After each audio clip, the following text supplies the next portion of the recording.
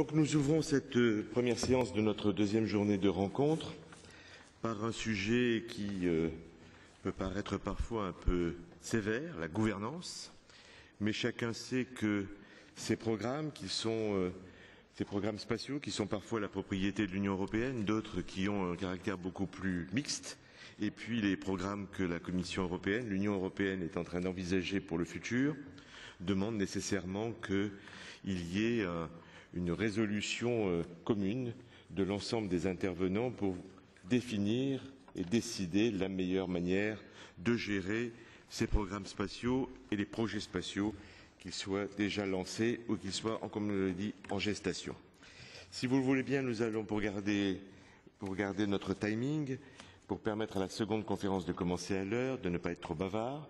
Je sais aussi que je vous avais pris d'excuser par avance Madame la ministre Laruelle, qui est à ma droite et qui nous a fait l'insigne honneur d'être parmi nous ce matin, mais qui devra nous quitter un peu plus tôt que la fin de nos travaux parce qu'elle a bien entendu d'autres engagements gouvernementaux que nous comprenons. Voilà. Si vous voulez bien, je vais donner, parce que il est le primus dans sa propre maison, à Monsieur Remek l'occasion de dire quelques mots, et puis Madame Laruelle, si vous voulez bien ensuite prendre la parole, puisque vous étiez l'an dernier à cette même table la présidente en exercice du Conseil Espace. Cette année, vous revenez nous voir et vous nous direz bien entendu quel progrès il vous a semblé que nous avons fait depuis lors. Voilà, Monsieur Remek, si vous voulez bien prendre la parole. Je vous propose de prendre 5 minutes chacun la parole et puis ensuite vous dites quelques mots, puis Madame Laruelle et puis nous enchaînons. Thank you very much. Good morning. Merci beaucoup. Bonjour.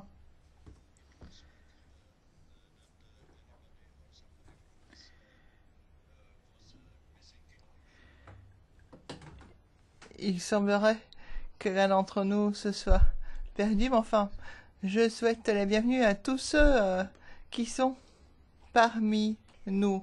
Alors, permettez-moi à présent... Monsieur Remek, en anglais, c'est la cabine 2, s'il vous plaît. Voilà, merci. Permettez-moi de m'exprimer à présent en tchèque. Permettez-moi de souhaiter la bienvenue tout particulièrement à Madame le ministre du gouvernement belge, à Madame Sabine Laruelle. Bienvenue, Madame, je suis très heureux que vous soyez des nôtres. Mesdames et Messieurs, le 6e panel de notre conférence portera sur la gestion des infrastructures. Nous savons qu'il ne s'agit pas d'une chose très simple.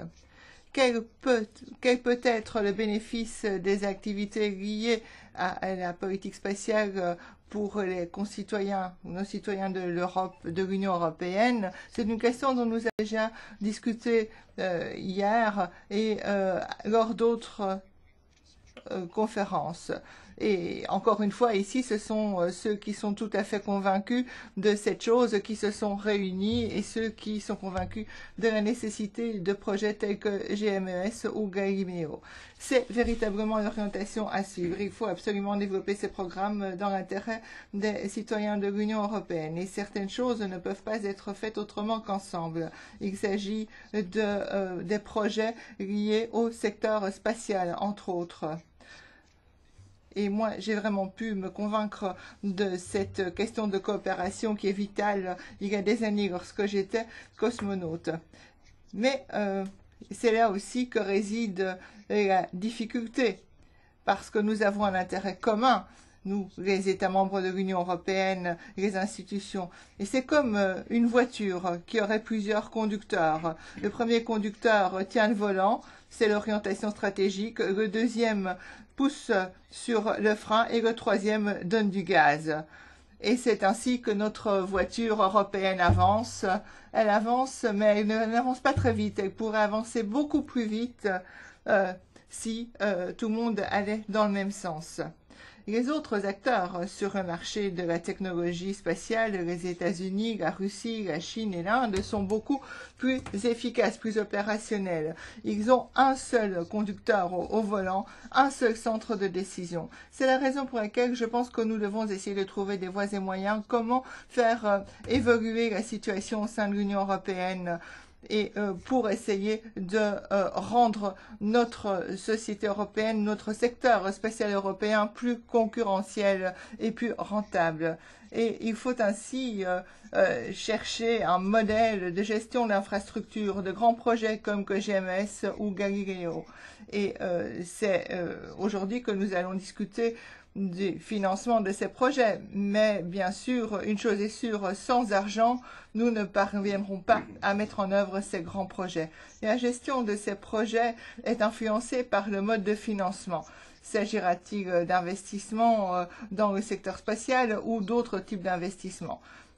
Alors, moi je pense que c'est un risque que le GMES n'ait pas été intégré dans les perspectives financières sur plusieurs années. Pourquoi? Eh bien, il faut chercher des mécanismes au niveau national. Et si on cherche des mécanismes au niveau national, on se retrouverait dans la tendance actuelle où on dit attention, nous sommes en période de crise. Et alors que si on cherchait quelque chose ensemble, si on essaie de résoudre ce projet ensemble, nous arriverions véritablement à aller de l'avant. Il n'y a pas beaucoup de secteurs où l'Union européenne est chef de file. Et c'est le cas dans le secteur spatial, mais il ne faut pas perdre notre position de leader. L'une des erreurs que nous commettons, c'est que souvent nous essayons de créer des obstacles à la création de différents projets.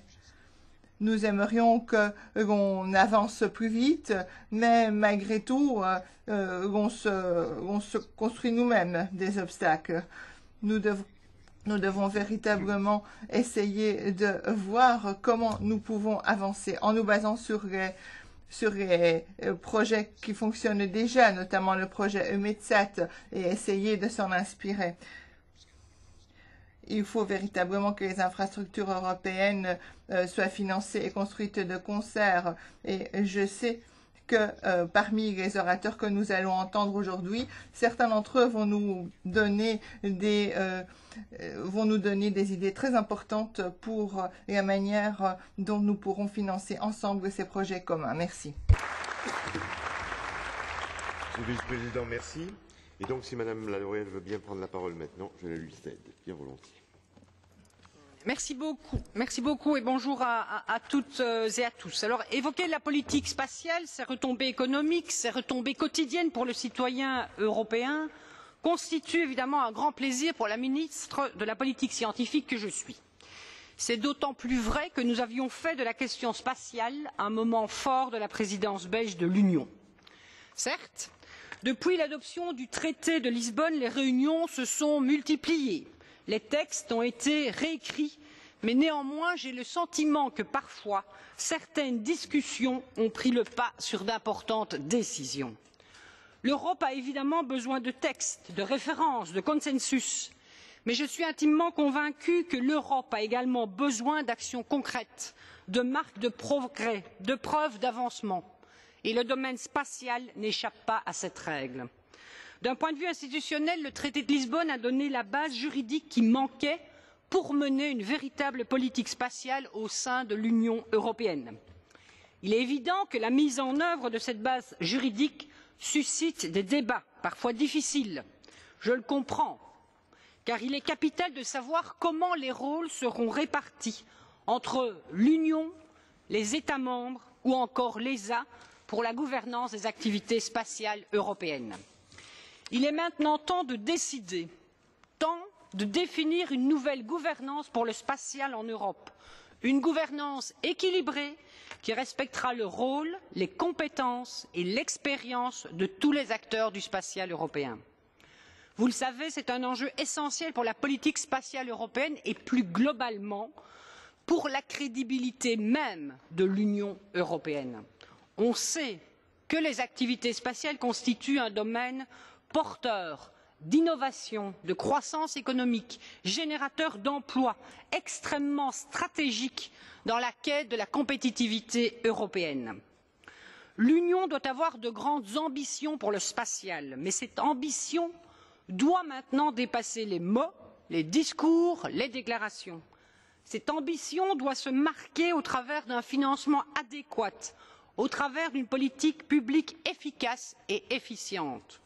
Notre ambition doit être un moteur pour nos industries, pour nos petites et moyennes entreprises, pour leur permettre de continuer à développer des produits à haute valeur ajoutée, pour leur permettre de renforcer leur compétitivité et, in fine, pour leur permettre de conquérir de nouveaux marchés et de créer ainsi de l'emploi. Dans le domaine spatial, les défis qui attendent l'Europe sont gigantesques. Comment mettre les moyens budgétaires en adéquation avec les nouvelles compétences octroyées via le traité?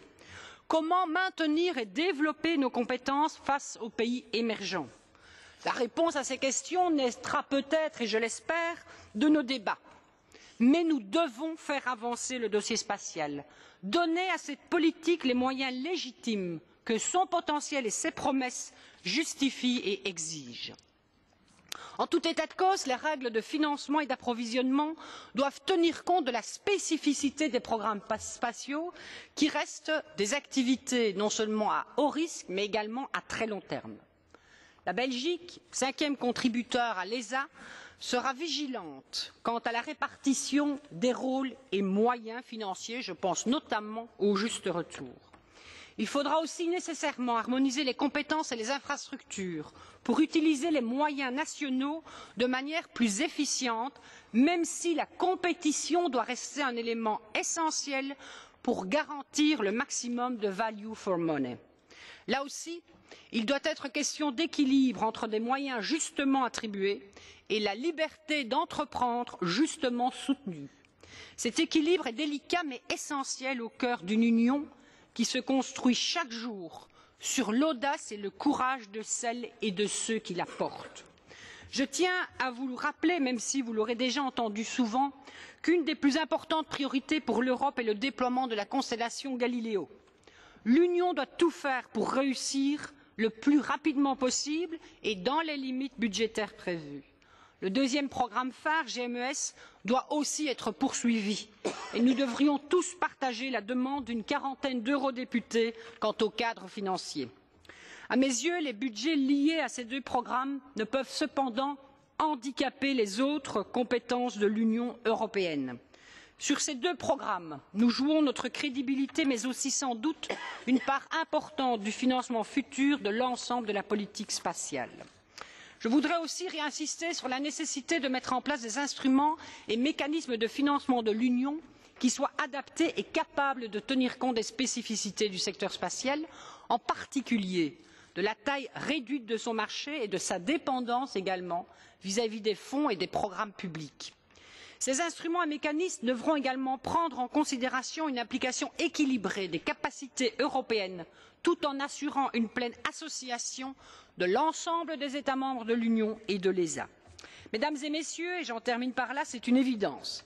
Il faut œuvrer ensemble pour convaincre et offrir un support solide et durable aux programmes spatiaux européens, afin que l'Union puisse jouer à plein un rôle de leader au niveau global.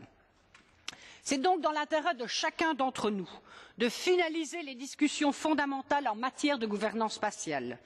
Nos hésitations, nos intérêts nationaux ne peuvent pas conduire à l'échec de ce grand pari.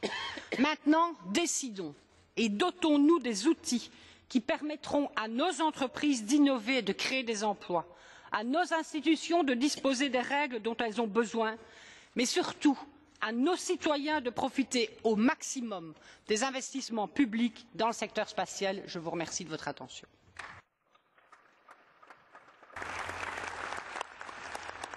Merci. Merci Madame la Ministre. Avec vos propos, nous venons d'entendre au fond l'expression d'un des acteurs, à savoir un État membre, donc les États membres. Je voudrais passer la parole maintenant à un deuxième acteur, c'est-à-dire la Commission européenne représentée ici par M. Paul Weissenberg. Monsieur Paul Weissenberg, vous avez entendu, la Commission doit continuer à avoir des ambitions, mais elle doit dépasser les mots et les discours. Vous avez fait, je crois, beaucoup jusqu'à présent, mais peut-être sur le plan du financement, nous aurons tout à l'heure des discussions, je suis sûr, nourries et controversées si besoin en est. En tout cas, en termes de gouvernance, comment voyez-vous, vous, M. Paul Weissenberg, au bout d'un an de notre discussion, comment voyez-vous les choses se présenter aujourd'hui? Merci beaucoup, Monsieur le Président.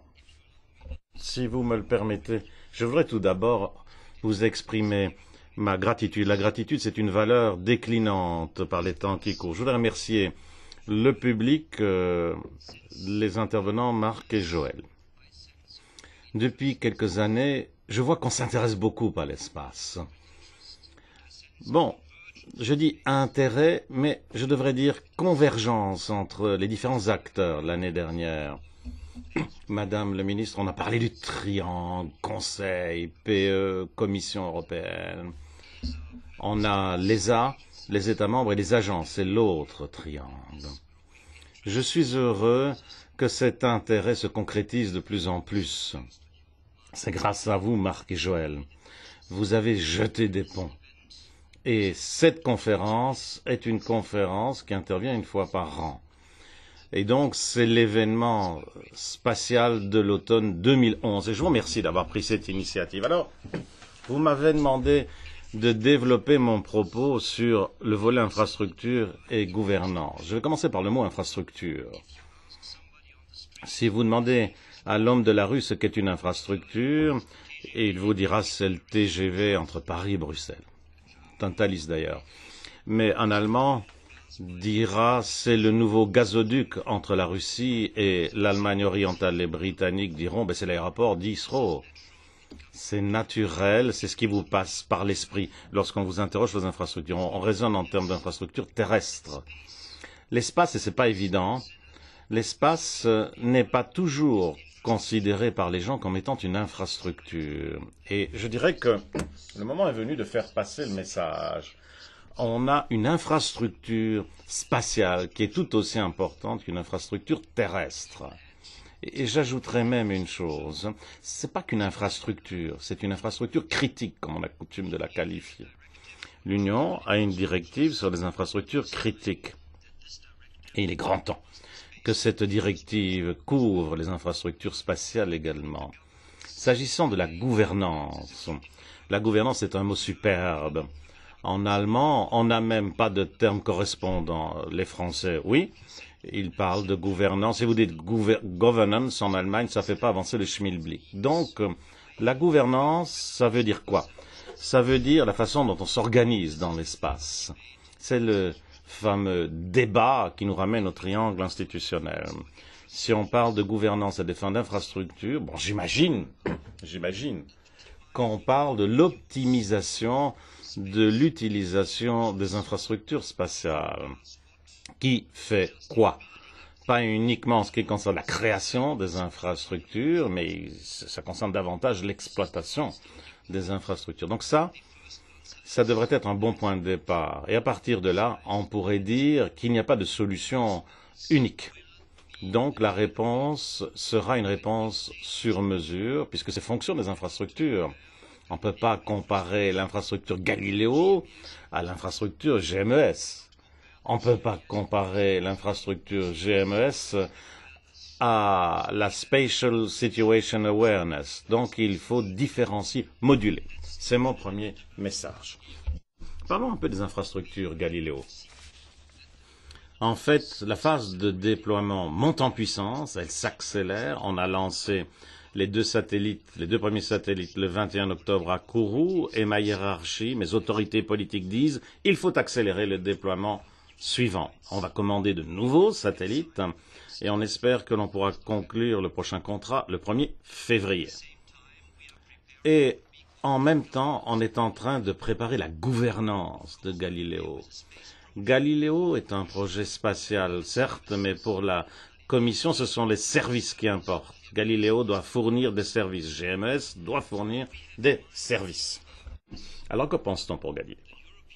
Eh bien, la Commission européenne est maintenant la gestionnaire du programme. Nous gérons la phase de déploiement.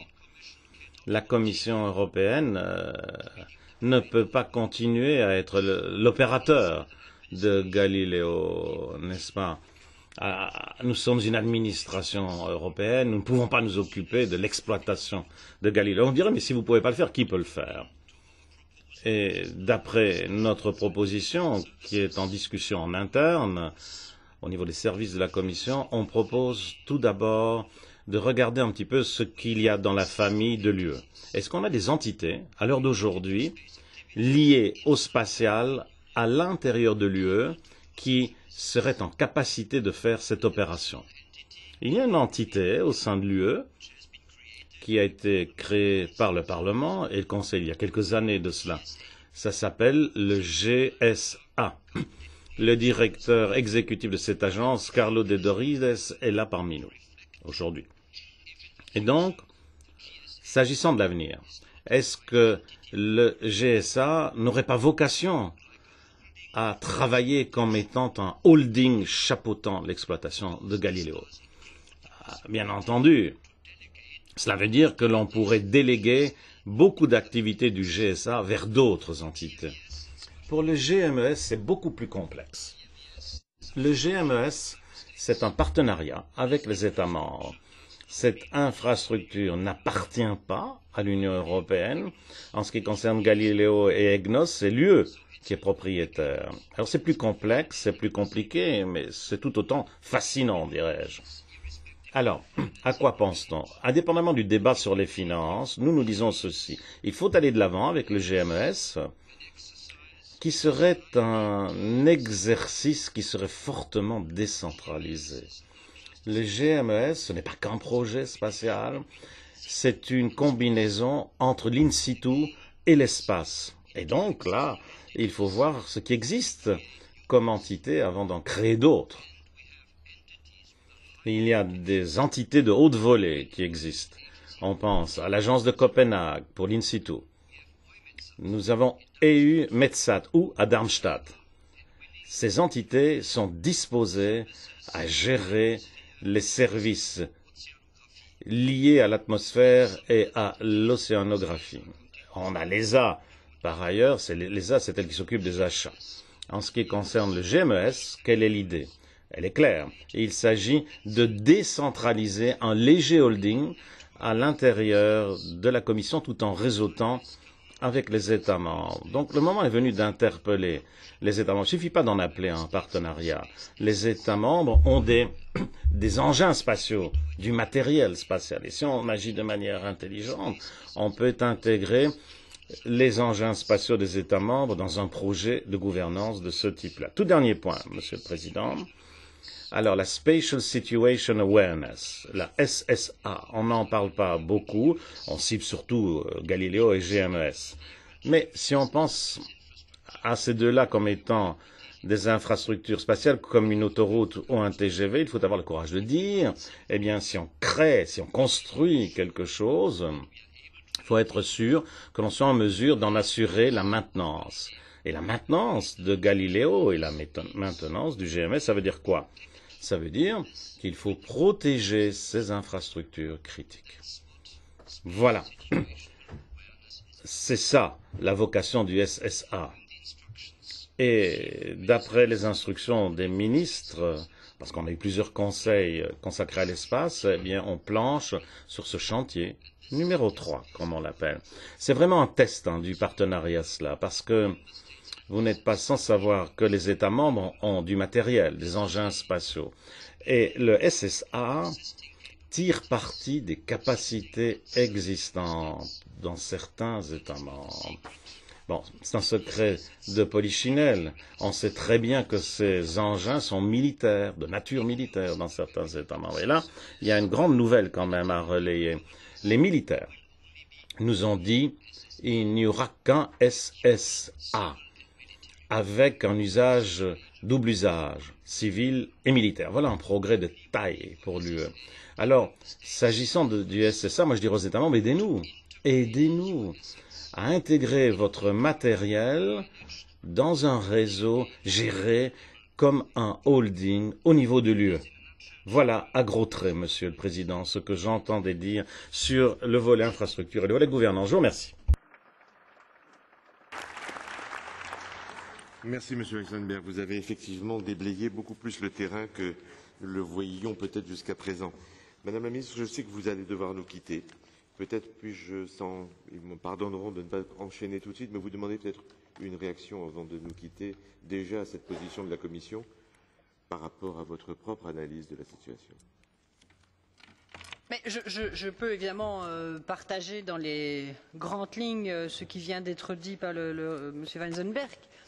il faut évidemment, et on a parlé de trépied, M. Weisenberg a raison de dire, il y a deux trépieds à mettre en place. Il y a la relation Commission, Conseil et Parlement européen, et il y a le trépied Commission, ESA et États membres. Je crois que ce qu'il faut vraiment maintenant, et je suis d'accord avec M. Weisenberg, c'est aussi une décision politique, il faut que les États membres avancent et ce n'est pas uniquement renvoyer la balle à la Commission en disant la Commission n'a qu'à. Pour ça, dans mon discours, j'ai essayé tout le temps d'utiliser le mot Union européenne. Et quand je parle d'union, c'est bien ce trépied. Il faut que les États membres avancent et comme je l'ai dit, il faut que l'on accepte aussi de perdre une partie de nos prérogatives nationales. Et quand, dans mon discours introductif, je disais qu'il faudra aussi doter la politique spatiale européenne de moyens, je n'en veux pas à la Commission de ne pas avoir prévu les moyens, bien que ce sera évidemment in fine et le Parlement et le Conseil européen qui devront avancer. Donc tout ça est en chantier. Mon propos, c'est de dire qu'il est maintenant grandement temps de décider avec la Commission, avec le Parlement, avec le Conseil. Voilà, je vous remercie. Bien entendu, vous vous occupez quand vous le voulez, mais le plus tard possible, bien entendu. Je vais, si vous le voulez bien, passer la parole maintenant à un troisième acteur, c'est-à-dire, et ils sont plusieurs à la représenter ici, c'est-à-dire les agences nationales. Je vais passer la parole, si vous le voulez bien, dans l'ordre, je vais dire, alphabétique des pays, comme ça me facilite, il n'y a pas de problème pour moi pour gérer rapidement ce problème. Si M. Werner, puisqu'il va parler au nom de l'Allemagne, veut bien prendre la parole maintenant, cela me ferait plaisir et nous intéressera tous. Dear honourable members of the European Parliament. Très chers députés, mesdames et messieurs, je voudrais maintenant me concentrer sur les questions de gouvernance et plus particulièrement Galileo, GMS et SSA. Commençons par les programmes phares Galileo. Ce programme est celui qui présente la construction la plus simple, l'architecture la plus simple, simplement parce que ce type de choses a commencé en Europe avec Galileo. On se fonde ici sur des satellites et des stations terrestres d'un seul type. Au niveau des capacités européennes, on a développé une nouvelle approche qui prévoit un financement au niveau européen et ceci simplifie considérablement la gouvernance. Pourtant, le régime actuel de gouvernance doit être revu en profondeur puisqu'il a été mis en place à l'époque dans le cadre d'une décision ad hoc puisque le système de PPP avec l'industrie avait échoué. D'où phase suivante du programme. J'imagine que là, ce sera entièrement financé par l'Union européenne et donc il conviendra d'adapter la gouvernance sur les éléments suivants. La Commission, en tant qu'institution politique, devrait dans la mesure du possible se retirer de sa fonction actuelle comme gestionnaire du programme et se concentrer au contraire sur la surveillance politique, la stratégie, la représentation internationale et le financement. Dans le droit fil de cela, il faut étendre le portefeuille du GSA en y ajoutant toute la gestion des contrats dans le cadre de Galileo et EGNOS.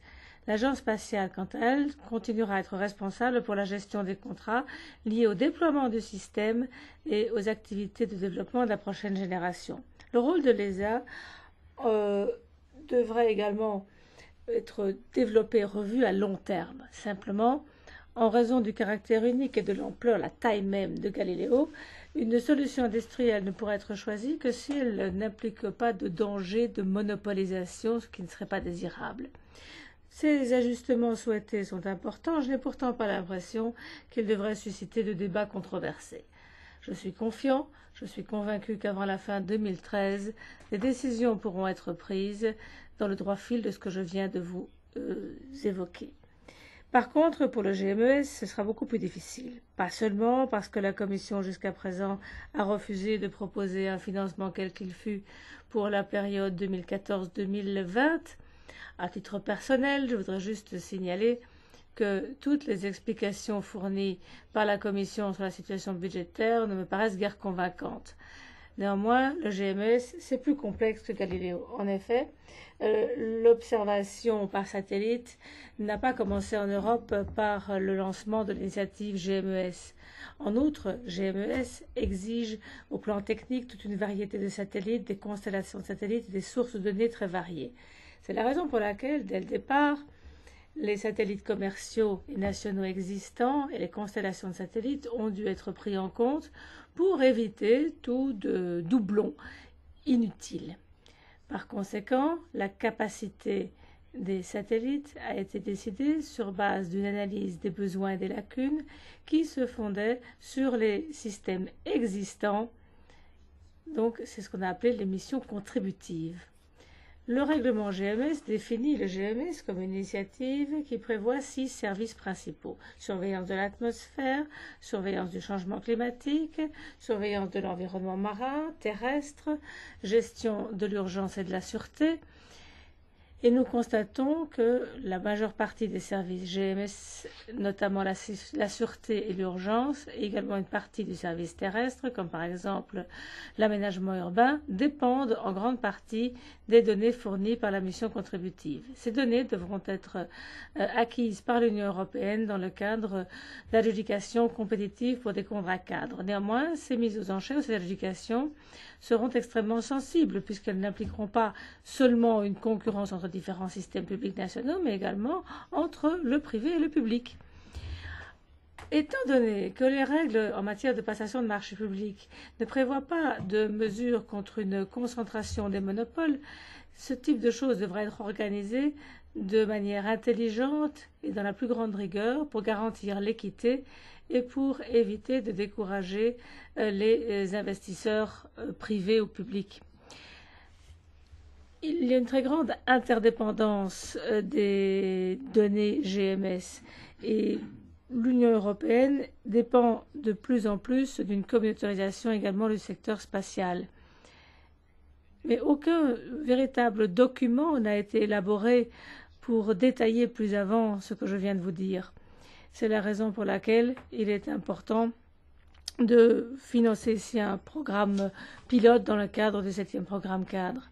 Après la première demande formulée par le Conseil pour une véritable politique de l'information GMES, cette proposition n'a toujours pas été formulée. Pourtant, c'est cette proposition qui pourra garantir le bon fonctionnement opérationnel du GMES. N'oublions pas non plus que la politique dans le cadre du GMS est la seule véritable politique qui nous permettra de garantir les contrats en aval.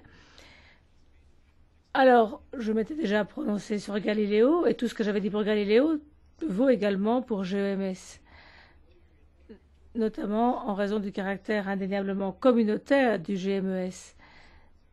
Ces deux systèmes devront également être financés par l'Union européenne après 2013 et la Commission devrait par conséquent se concentrer sur la surveillance, la stratégie, la représentation internationale et le financement.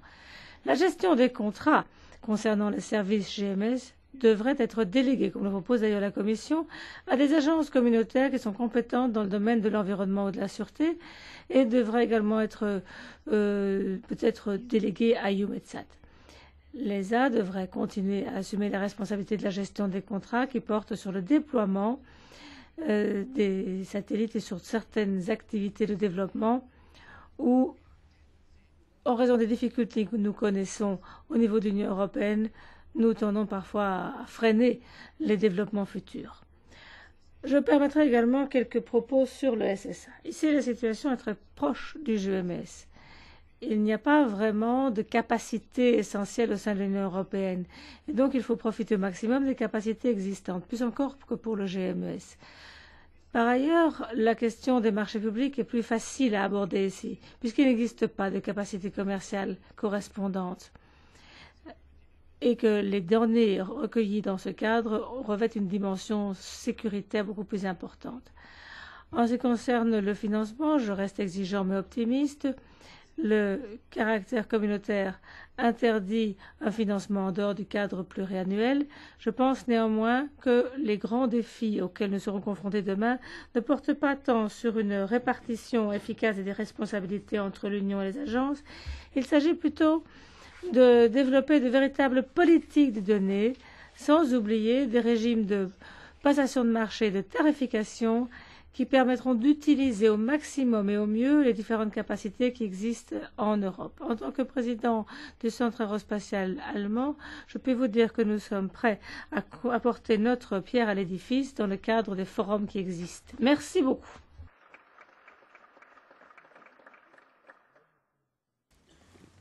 Madame la ministre, bon retour. Et encore merci. Nous allons donc poursuivre, si vous voulez bien. Je passerai la parole à Monsieur Duquesne au nom qui représente ici le CNES français. Je me permets tous de vous rappeler qu'on reste dans les 5 minutes si c'est possible, de manière à avoir un petit moment pour notre débat. Merci, Monsieur le Président. Messieurs, Mesdames, bonjour. Sur la gouvernance et sur la gouvernance des infrastructures, je voudrais d'abord commencer par la gouvernance du spatial en Europe, rappeler que la politique spatiale européenne repose sur 3 acteurs publics majeurs qui sont les États membres, l'Agence spatiale européenne et l'Union européenne. Ces 3 acteurs, ces 3 piliers de la politique spatiale européenne ont à la fois leur politique spatiale, des budgets et des programmes. Les États membres ne peuvent pas être simplement cantonnés dans leur rôle et dans leur pouvoir de décision dans les instances que sont l'Union européenne et l'ESA. Ils ont leurs propres capacités, des capacités spatiales en orbite, des capacités spatiales au sol, qui sont au service de l'Europe spatiale. Ils ont aussi des capacités de maîtrise d'ouvrage, des capacités industrielles, des capacités de recherche, et l'ensemble de ces capacités doivent être prises en compte pour définir la politique spatiale européenne et la mettre en œuvre. Et je crois que l'Europe tirera les plus grands bénéfices de l'Europe spatiale dans une utilisation efficace des capacités et des programmes de ces 3 acteurs, Union européenne, Agence spatiale européenne et les États membres. Et l'enjeu primordial d'une gouvernance spatiale en Europe est d'une part de pouvoir rassembler et d'utiliser l'ensemble de ces capacités et de ces programmes. Et deuxième point, c'est d'établir un schéma de coordination adapté qui permettent à l'Europe d'utiliser de façon efficace, de façon la plus efficace possible, l'ensemble de ses moyens, d'éviter les duplications inutiles et de veiller à ce qu'il n'y ait pas de manque. Avec le traité de Lisbonne, le rôle de coordination de ces efforts revient à l'Union européenne. Et l'enjeu est maintenant de faire fonctionner ce triangle, de faire fonctionner ces 3 acteurs, de permettre de faire évoluer la relation entre l'Union européenne et l'ESA, mais aussi de faire travailler à la fois l'Agence spatiale européenne avec les États membres et l'Union européenne avec les États membres. Dans le cadre de cette gouvernance, je crois que l'Union européenne a un rôle particulier en matière un rôle politique, stratégique, de décision législative, de maîtrise d'ouvrage de la politique spatiale européenne. L'Agence spatiale européenne, les États membres sont dans un travail davantage de programmation, de recherche et de développement, d'innovation, de développement des infrastructures spatiales.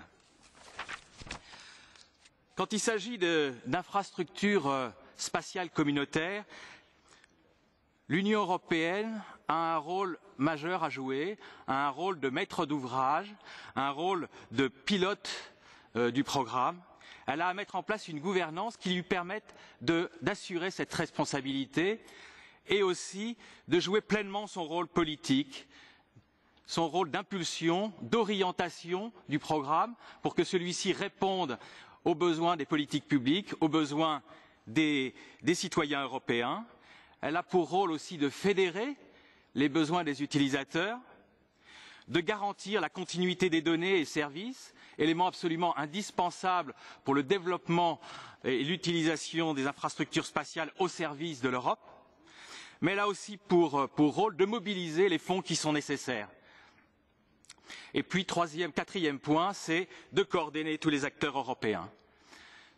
Si l'on prend le cas de Galileo, nous estimons aujourd'hui, si l'on dresse le constat de la gouvernance sur ce programme-là, que l'Union européenne a pleinement joué son rôle de maître d'ouvrage, de pilote du programme, en prenant des décisions permettant la poursuite du programme, malgré les difficultés qu'a rencontré ce programme.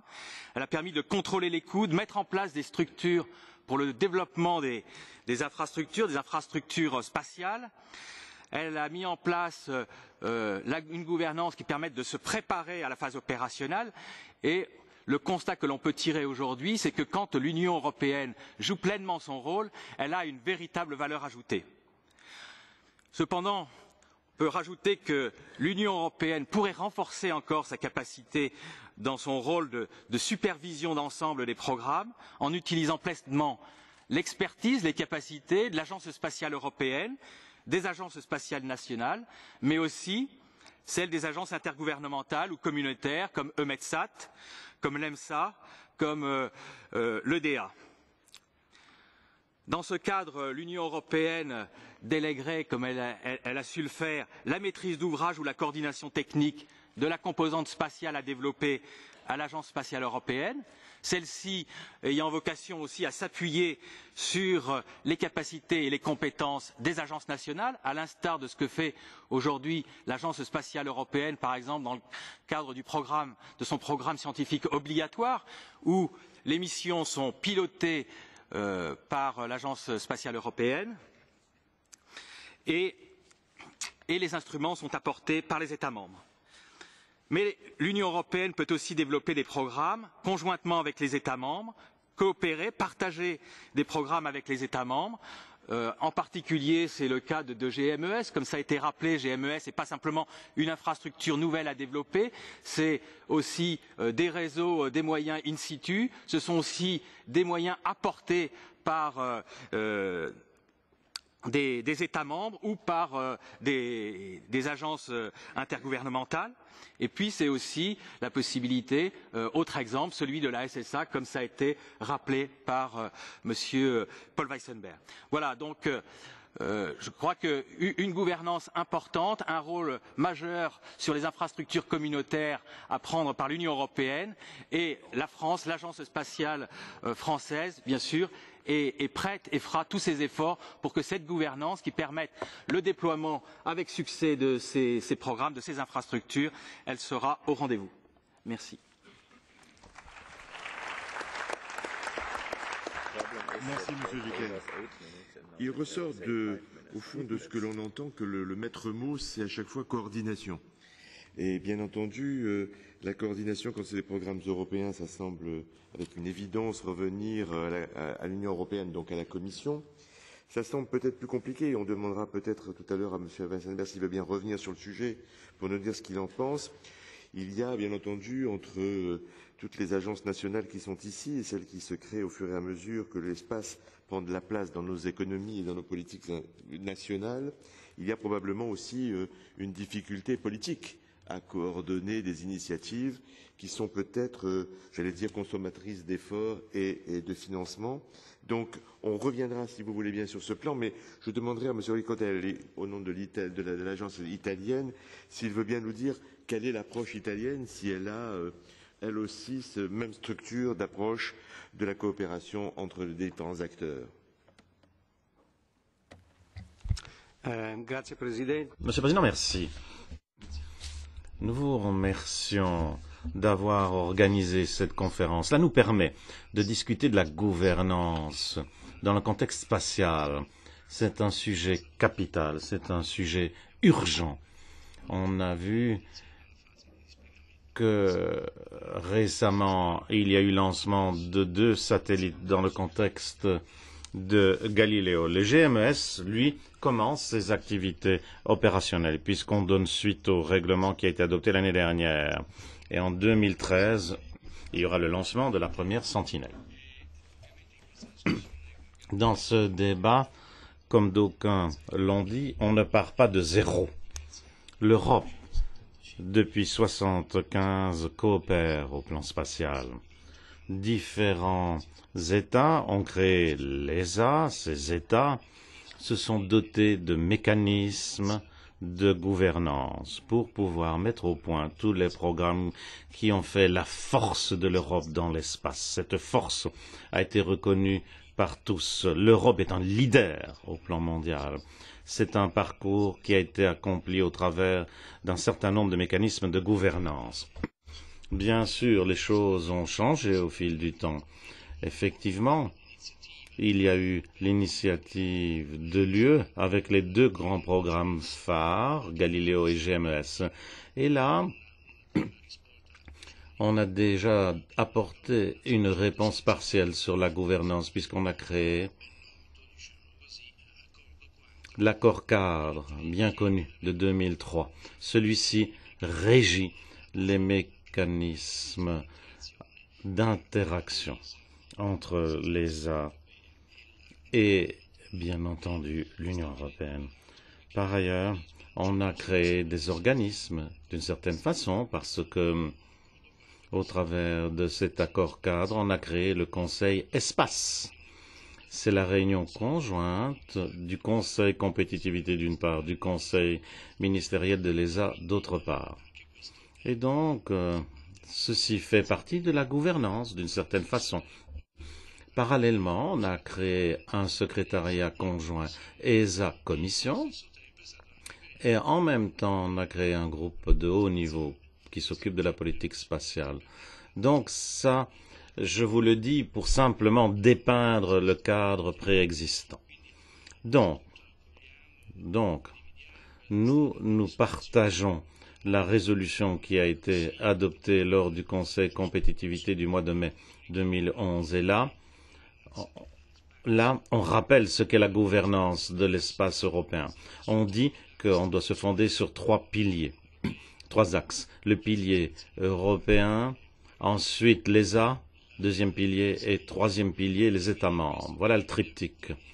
Bien entendu, c'est sur ce concept qu'il va falloir travailler.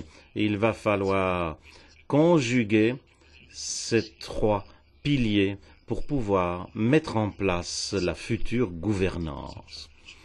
D'ailleurs, nombre d'orateurs ont fait allusion à cet aspect-là. Maintenant, Monsieur le Président, je dirais que, s'agissant de ce principe, il faut qu'il y ait une relation forte entre l'Union et l'ESA. Cette relation peut être fondée sur cet accord cadre qui a déjà été conclu en 2003.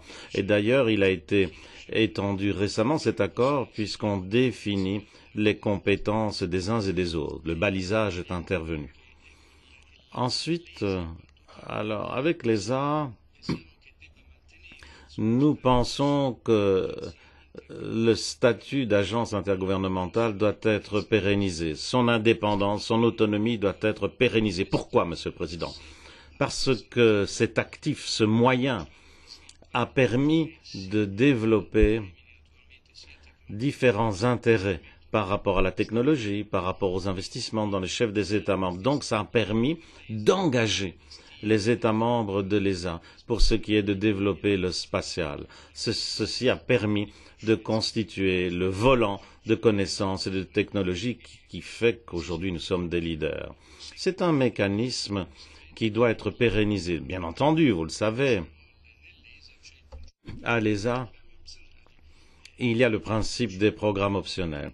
Et là, on a la question du retour géographique. Ce principe de retour géographique doit être maintenu en place en ce qui concerne ces programmes. Mais parallèlement, il y aura des programmes européens au sens large du terme. Ces programmes seront mis en place et ils seront financés d'ailleurs par l'UE.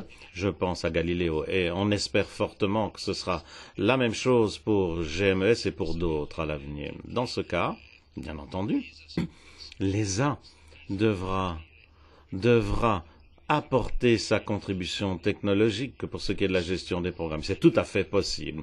Mais, par ailleurs, le traité de l'UE est là. C'est vrai que le traité dit que l'UE doit coordonner les choses, doit surveiller sur le plan politique les initiatives prises. Voilà, Monsieur le Président. C'est un peu l'approche qui, d'après nous, devrait être suivie. Alors, s'agissant des programmes européens, Bien entendu, pour l'ESA, il faut pérenniser le juste retour, mais en ce qui concerne les programmes européens, disais-je, il faudra mettre au point une politique industrielle. Cela a été dit par d'autres orateurs, car il ne faut pas oublier que ce service spatial est spécifique. En outre, il faut veiller à assurer une participation très large à cette affaire, participation équilibrée à tous ces programmes, mobilisant toutes les capacités européennes et mobilisant toutes les capacités nationales en matière d'espace. Monsieur le Président, de façon plus détaillée maintenant, eh bien, la gouvernance des initiatives préexistantes, qu'en dire? S'agissant de Galileo, nous sommes d'accord, effectivement, la surveillance politique de ce programme doit revenir à la Commission. C'est elle qui représente l'UE. En revanche, comme dit par ailleurs par la Commission, une agence européenne devrait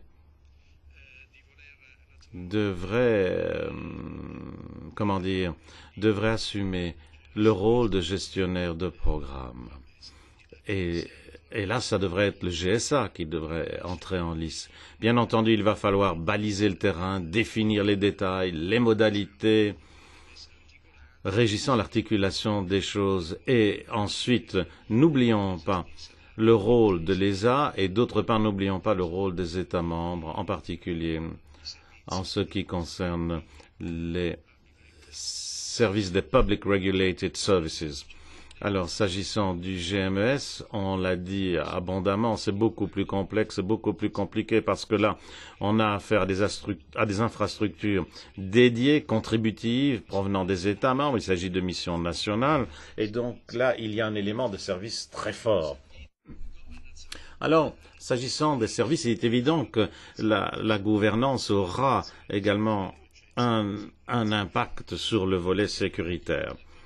Alors, la gouvernance du GMES doit être étudiée de manière approfondie, car l'idée, c'est de garantir une participation des entités européennes et une participation des entités nationales. Tout à l'heure, j'ai parlé d'une approche en réseau, mais il va falloir avoir une approche globale, holistique, car, comme on l'a dit, il y a des relations entre services et infrastructures, des relations très fortes. Voilà, Monsieur le Président, je conclus là et je vous rends le micro. Merci beaucoup.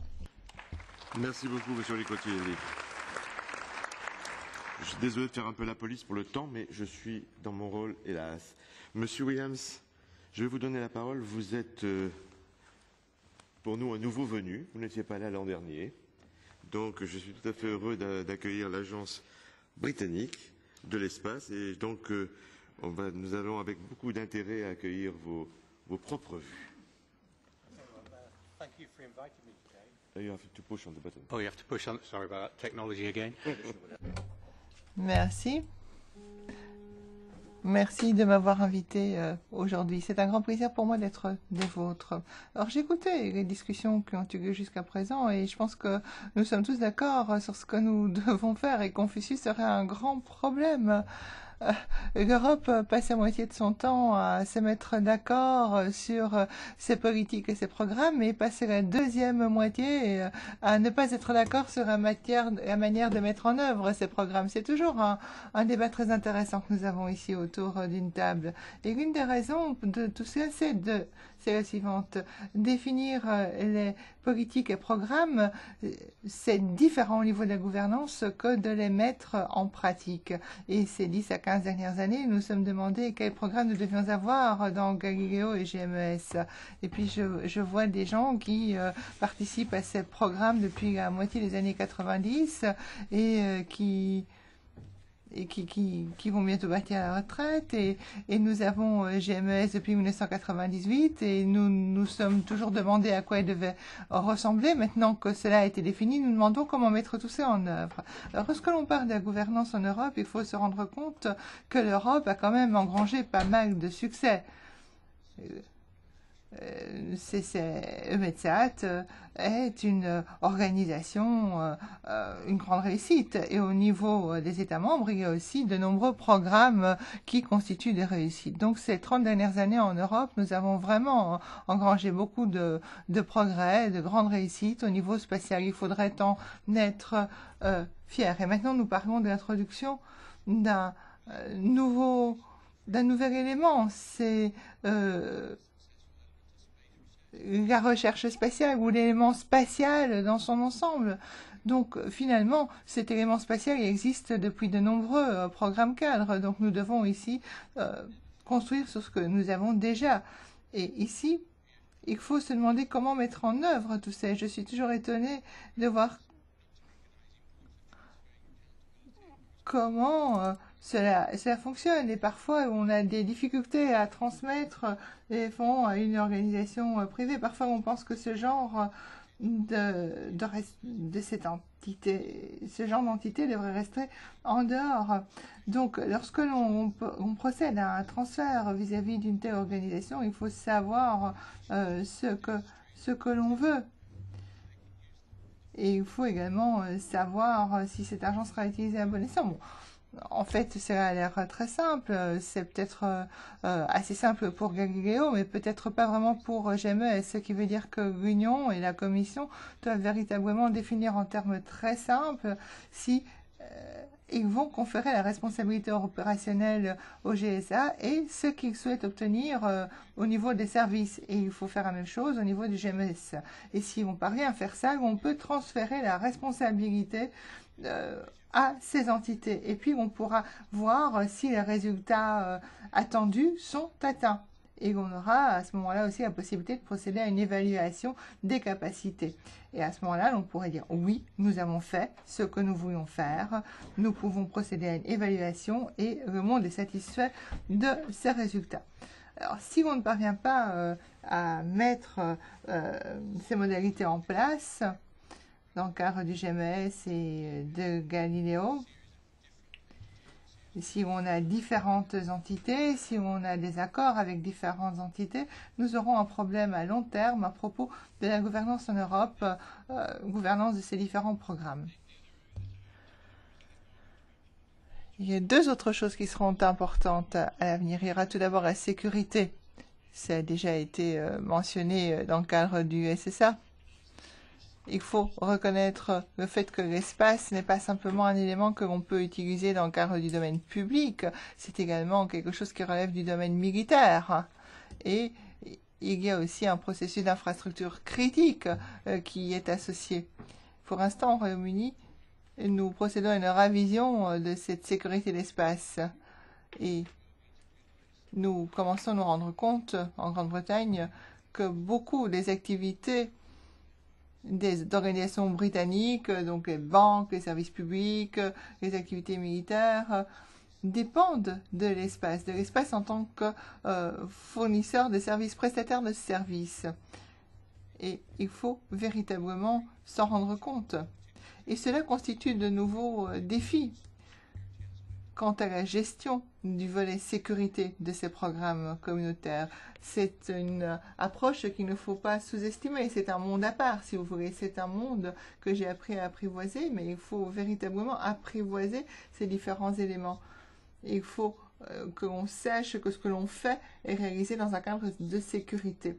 Et puis, il y a aussi le volet fonctionnement, le volet opérationnel des services et la responsabilité des services. Donc, Galileo et GMS sont des services opérationnels. Ils fonctionneront 24 heures sur 24, 7 jours sur 7. Ils fourniront des services garantis. Et dès lors, la question de la responsabilité en cas de problème se posera à un moment ou à un autre. Vous voyez le GPS aujourd'hui, vous voyez l'utilisation qu'on en fait pour la navigation routière. Il n'y a pas de doute. Mais si, dans le cadre de Galileo, où on veut fournir des services commerciaux, un service de garantie, si on veut fournir des services présentant une garantie, Est-ce que c'est différent de ce qui se passe quand on met une fiche dans la prise et qu'on s'attend à ce qu'il y ait 240 votes et il y en a plus ou il y en a moins, ou quand on ouvre un robinet et qu'on ne coule pas? Il y a beaucoup de services opérationnels sur lesquels nous ne sommes pas encore véritablement penchés. Et il faudra le faire à l'avenir. Il faudra garantir la qualité de ces services et surveiller cette qualité. Et s'il y a un problème, on pourra être tenu pour responsable parce que le service offert n'aura pas été à la hauteur des attentes et à la hauteur de ce qui avait été convenu. Et enfin, dernier point de mon intervention, c'est le rôle de la Commission. L'un des rôles de la Commission est de créer cette confiance publique. Et la Commission doit travailler avec les États membres. Il faut également sensibiliser le grand public, dire que l'espace c'est important, même si si le public de manière générale ne voit pas toutes ces infrastructures, elles existent, elles sont importantes. Il faut aller de l'avant et il faut véritablement sensibiliser le public à tous ces aspects. Je suis sûre qu'au Royaume-Uni, en espace et en Europe, l'espace est perçu par le public comme quelque chose d'assez vague, mais pas comme quelque chose qui a une influence dans la vie quotidienne, qui a une utilité dans la vie quotidienne. Et c'est un point qu'il faudra développer à l'avenir. Monsieur le Président, je conclurai en disant qu'il faut se pencher sur la gouvernance de Galileo et de GMS. Et pour ce faire, il faut décider des éléments importants de cette structure de gouvernance. Et il ne faut pas tomber dans le piège de voir les résultats que nous pouvons atteindre et en faire les éléments essentiels. Non, il faut définir les éléments essentiels et essayer de trouver des résultats et pas l'inverse. Et ainsi, nous verrons ce qui est important. Sinon, nous risquons d'avoir des problèmes en aval. Merci, Monsieur le Président.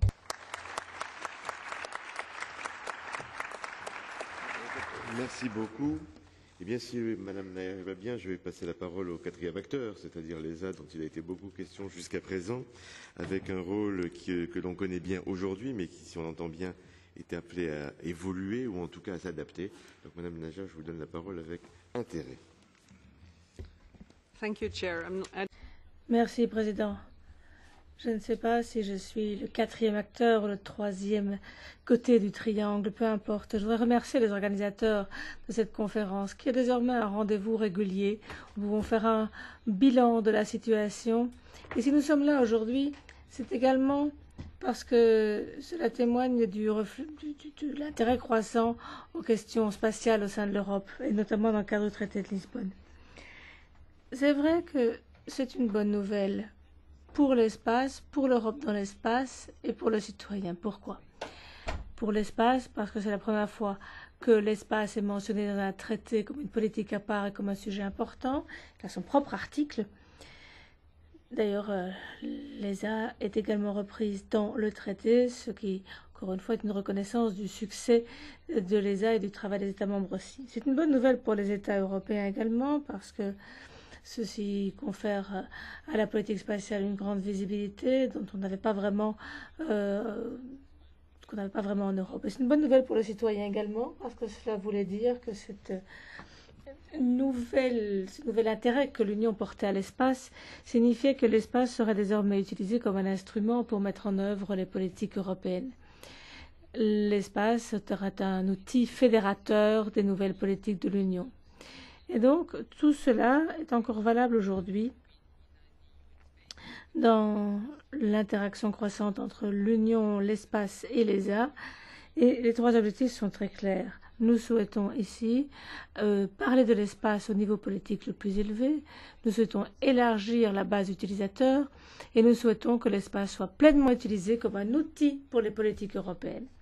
Alors, ça a été rappelé par les intervenants précédents, ce lien entre l'agence et l'Union européenne ne date pas de Lisbonne et du traité de Lisbonne. Plusieurs intervenants ont rappelé l'accord cadre, le Conseil de l'espace et la politique spatiale européenne, qui ont été de grands succès au niveau institutionnel.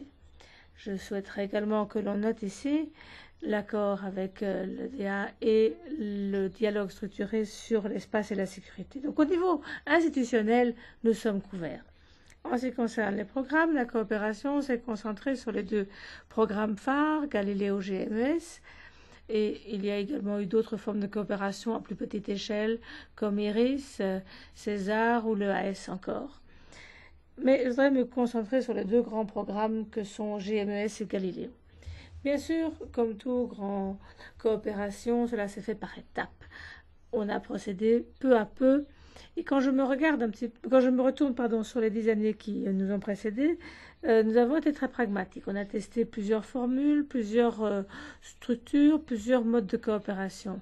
Donc nous avons finalement accumulé déjà toute une expérience quant à la manière dont nous pouvions coopérer avec l'Union européenne. Et l'Union européenne, elle aussi, a acquis une expérience dans le domaine de l'espace. Nous avons constaté que certains instruments de l'Union européenne pouvaient être utilisés, appel à proposition, budget annuel, etc. Mais que cette formule ne convenait pas très bien à l'espace, puisque la recherche spatiale, le développement spatial a besoin de pouvoir investir dans le long terme. Donc, nous pouvons nous inspirer de l'expérience accumulée pour développer des choses spécifiques à la coopération ESA-Union européenne. Avec l'espace et l'ESA offre toute une série de nouvelles possibilités, diffusion de données, surveillance, innovation, compétitivité, et puis bien sûr aussi, tout ceci profite à l'ensemble des citoyens à travers le monde. Donc l'espace est un outil extrêmement utile, mais c'est un outil extrêmement fragile. Surtout en Europe. Et quand on s'intéresse au secteur spatial européen, on constate malheureusement que l'Europe est la seule puissance spatiale qui ne dispose pas d'un secteur de sûreté, de défense. Donc l'espace spatial européen ici doit se fier aux marchés commerciaux et malheureusement c'est ici la vulnérabilité du secteur spatial en Europe. Cela veut dire qu'il faut poursuivre les investissements, qu'il faut mettre en œuvre une politique industrielle de qualité, qu'il faut une structure de gouvernance saine si nous voulons justement compenser cette vulnérabilité. Pour en revenir maintenant à l'exploitation, on a parlé de Galileo, on a parlé de GMES.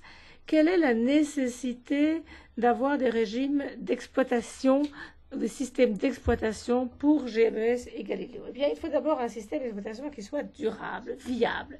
Pour nous, il s'agit désormais de couvrir 4 fonctions clés. La première d'entre elles, c'est fédérer les besoins des utilisateurs, de la communauté des utilisateurs, et fournir la réponse aux entités, ou communiquer plutôt ces besoins à ceux qui mettront en place le système.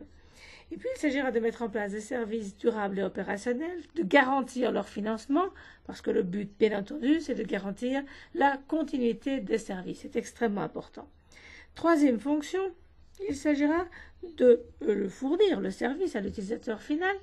Et quatrième fonction, il s'agira de faire le lien avec l'unité chargée de la R&D pour avoir le feedback des utilisateurs pour préparer l'avenir et la prochaine génération d'infrastructures.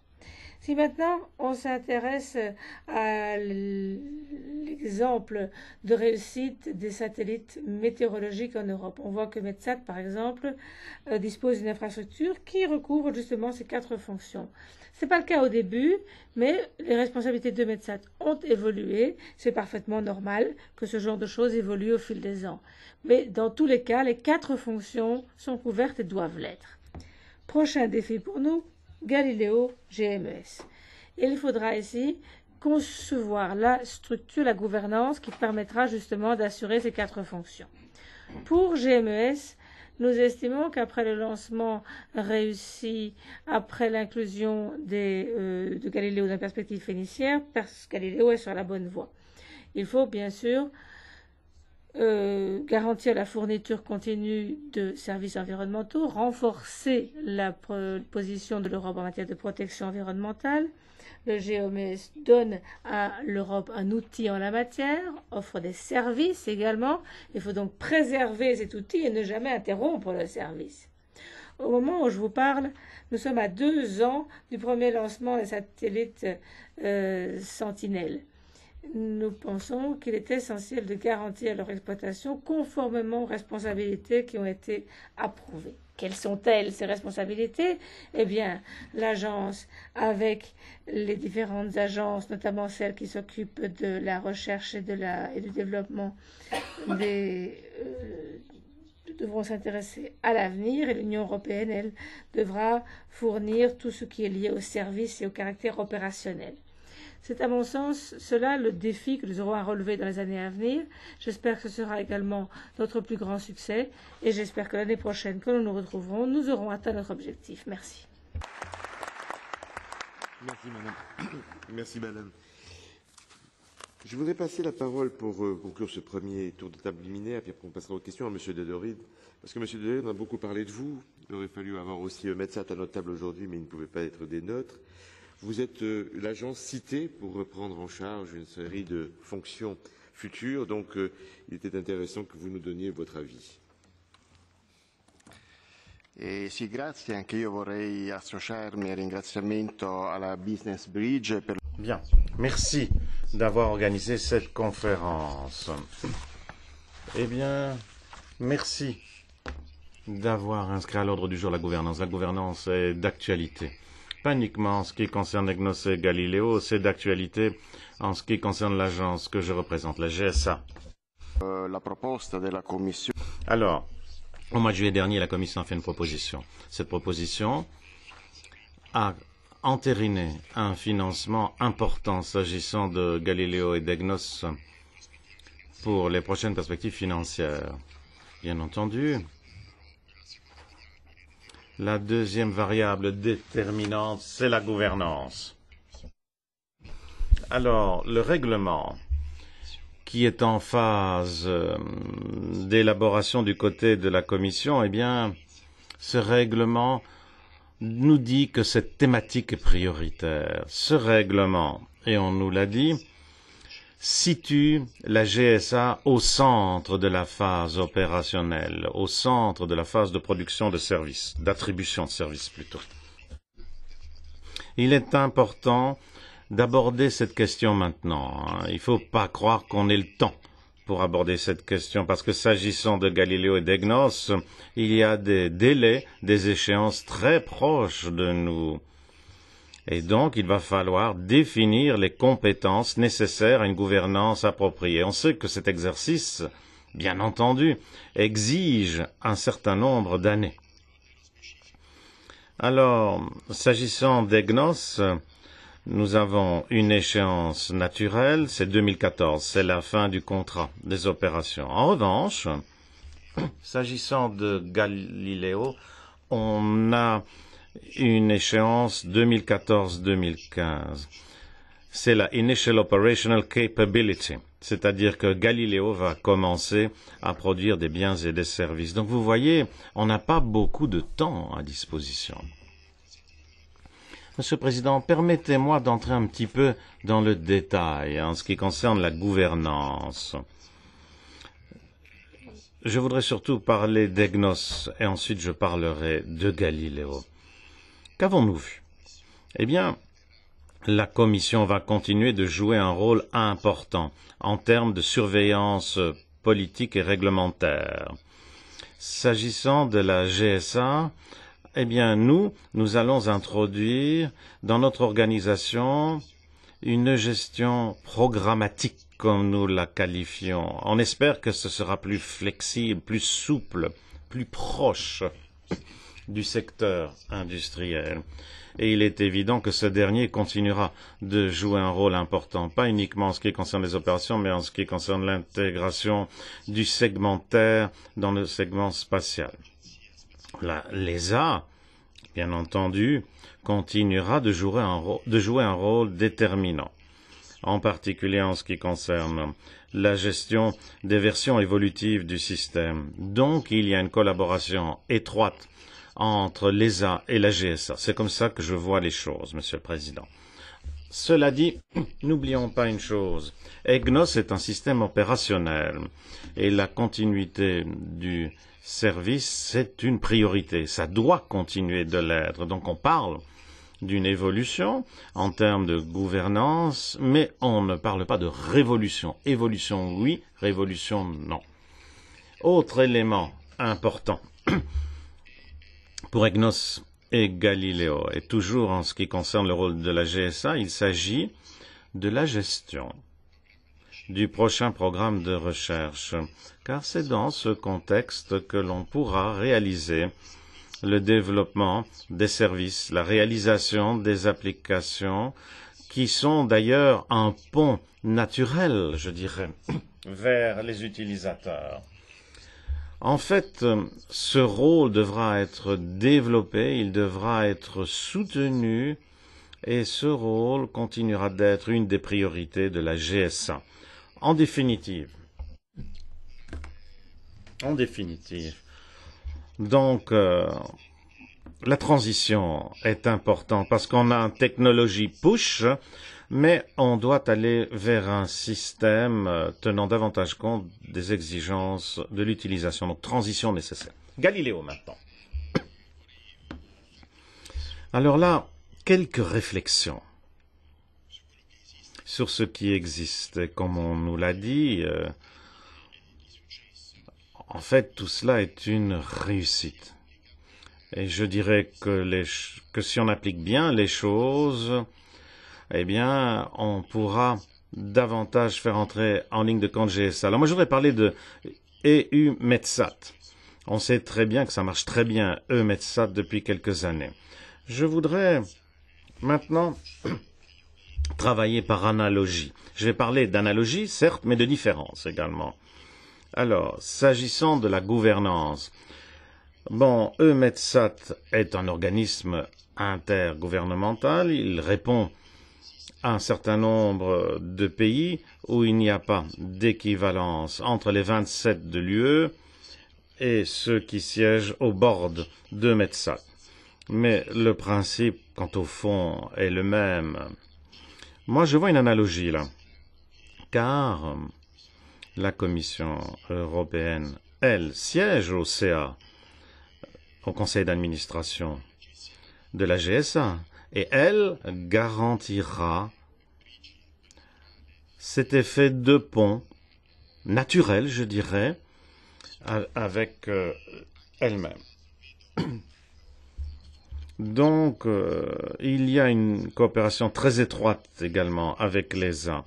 Et là, l'ESA est en charge du segment spatial. L'ESA est en charge du système évolutif, comme je l'ai qualifié dans ce cas-ci. Moi, je vois aussi une similitude très forte. En revanche, maintenant, je vois des différences. En ce qui concerne l'attribution des services, je vois des différences parce que EUMETSAT concerne un marché captif.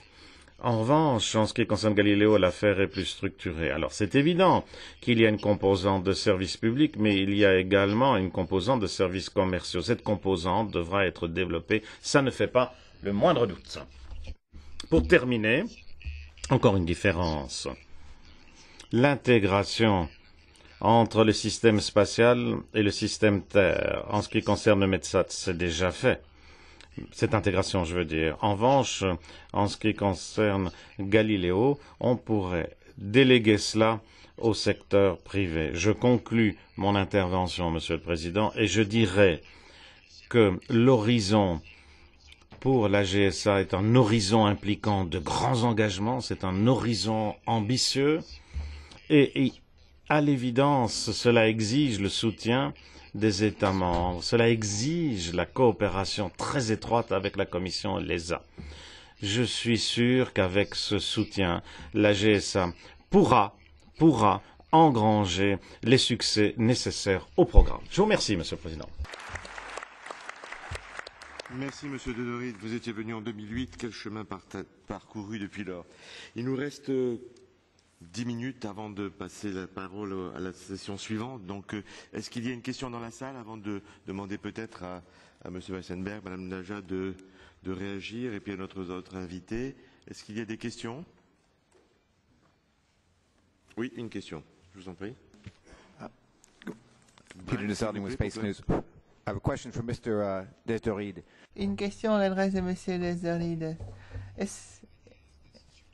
Alors, une idée de la Commission, comme vous faites aussi bien pour Galileo, pourquoi est-ce que vous ne faites pas aussi bien pour GMES? Quelle est votre réponse? Alors, je puis vous dire qu'effectivement, il s'agit d'une option qui est en cours d'analyse. Bien sûr, il y a quelques avantages à aller dans ce sens en raison de la coopération étroite avec les acteurs du marché, en raison des synergies existantes entre le monde GNSS et le monde GMES. Mais comme nous l'avons entendu, il existe également d'autres alternatives, il existe d'autres agences qui pourraient présenter d'autres avantages. Nous avons entendu M. Weissenberg et il pourra peut-être encore nous dire quelques mots à ce propos. Et ajouter quelque chose. Yes, thank you. Oui, merci. Je souhaiterais mentionner un point très important dont nous avons toujours discuté dans le cadre du traité de Lisbonne et que nous discutons depuis la signature de ce traité de Lisbonne. Il faut dire clairement que le traité de Lisbonne ne confère aucun droit exclusif à qui que ce soit. Le traité de Lisbonne définit un type de compétence. Et si vous examinez les documents, vous verrez que dans la Convention de l'ESA et dans le traité de Lisbonne, la politique spatiale est mentionnée comme sujet, comme thème. Donc il ne faudrait pas dire qu'après le traité de Lisbonne, la Commission a tout. Non, il y a toujours l'ESA, l'Union européenne, les États membres, et la coordination doit se faire avec le Conseil Espace, c'est-à-dire avec l'UE et l'ESA en même temps. Voilà ce que je tenais à ajouter sur ce point. Merci. D'autres questions? Donc peut-être demander à M. Weissenberg et Mme Najat de nous dire encore deux mots, parce qu'on a entendu coordination, on a entendu aussi à un moment donné des demandes de responsabilité des entités qui auront la responsabilité de la gouvernance. Nous avons entendu qu'il y aurait des évolutions de statut. J'allais presque, madame, vous demander si on peut imaginer, comme certains l'ont fait, qu'il y ait sous un seul chapeau juridique des responsabilités qui se différencieraient si vous traitez de programmes intergouvernementaux ou de programmes communautaires. Donc voilà, deux ou trois questions comme ça lancées à la cantonade. Je ne sais pas si lequel de vous deux, madame Najat, si vous voulez bien commencer par répondre. Oui, merci de cette question simple. Moi, je crois que sur la question sur les systèmes d'exploitation et qui va faire quoi, le plus important est de se doter des moyens. Il faut qu'on se dote des moyens qui vont bien. Et je crois aussi que M. Williams a parlé de liability. C'est un mot essentiel. Il faut qu'il y ait un responsable et que ce responsable s'engage sur la qualité, l'opérationnalité des services. Ça me paraît être un critère essentiel. Maintenant, pour savoir si l'agence peut travailler pour des programmes communautaires, intergouvernementaux, je dirais que c'est déjà le cas et que d'ores et déjà, on constate que l'ESA travaille pour le compte de différents partenaires, donc ça n'est pas en soi un problème. Mais pour nous, la question essentielle, c'est qui est responsable, et celui qui est responsable et qui s'engage fournit les moyens.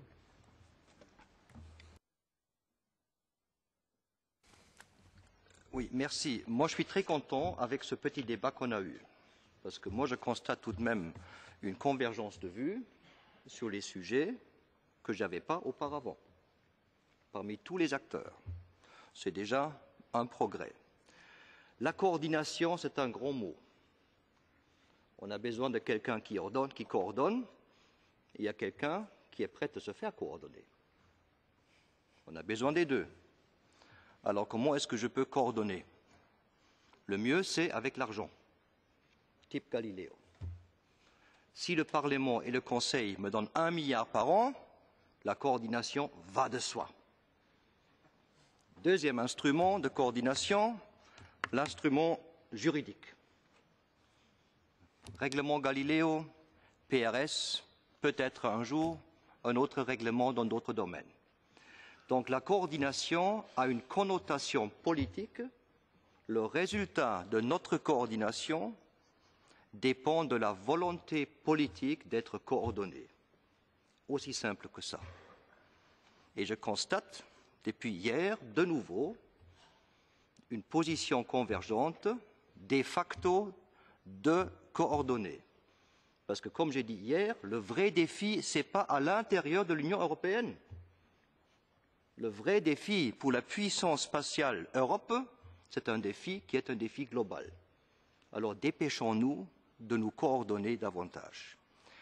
Deuxième élément, et je suis reconnaissant à David Williams de le dire, il faut maintenant séparer la gouvernance du programme de la gouvernance de l'implémentation.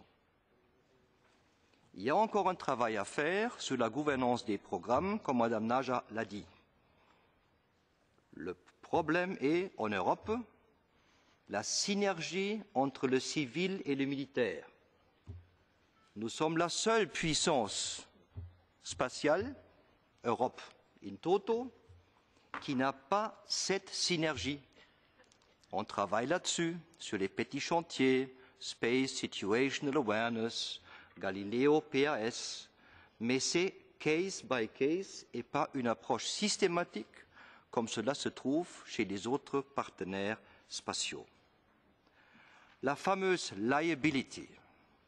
Moi, j'ai dit à Carlo De Doride, si tu veux gouverner l'exploitation de Galileo, il faut que tu sois, comme les Britanniques disent, fully accountable. Fully accountable. Et ça veut dire qu'il faut que la Commission lui donne ce qu'on appelle cahier de charges.